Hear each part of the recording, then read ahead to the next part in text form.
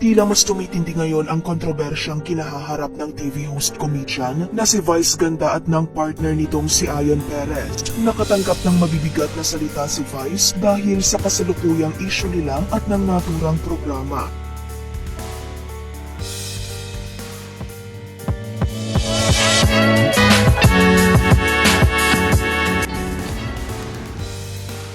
Matapos mag-viral online ang matapang at matitinding banat ng dating senador na si Juan Ponce Enrile laban sa It's Showtime host. Laman kamakailan ng diskusyon sa programa ni Enrile na dito sa bahay ni Juan ng SMNI News Channel ang patungkol sa ipinataw na 12-day suspension ng Movie and Television Review and Classification Board sa It's Showtime, kung saan nahaharap ito sa patong-patong na reklamo dahil sa mga hindi angkop na salitang nabulalas nila sa national television at sa latest issue nila sa umano'y malaswang pagkain ni na Vice at ayon ng icing cake sa isang pambatang segment ng show. Kaya naman pambabasag ni Enrile kay Vice, ang problema dito sa bansa natin kung meron kang power, political, social, economic or whatever, halos hindi mo na iniisip yung kapwa. Yung binigay na katangian mo sa iyong lipunan ay hindi mo na tinitignan ang kapakanan ng iba. Sarili mo na lang iniisip mo.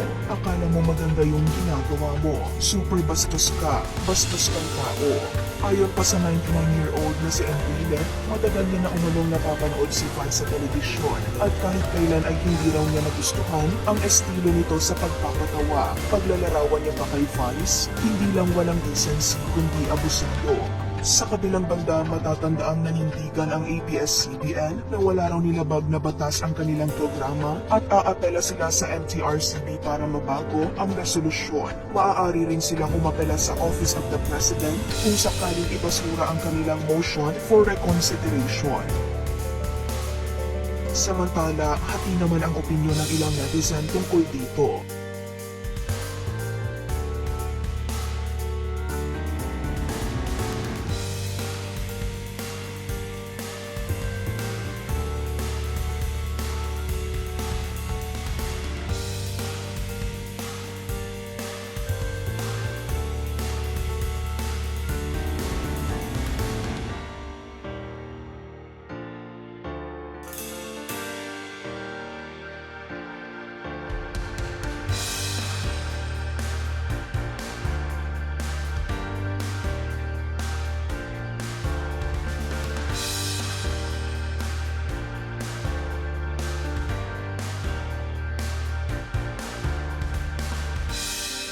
Gayunpaman, wala pang inilalabas na pahayag at reaksyon ang kampo ni Vice tungkol sa naging pahayag ng dating senador.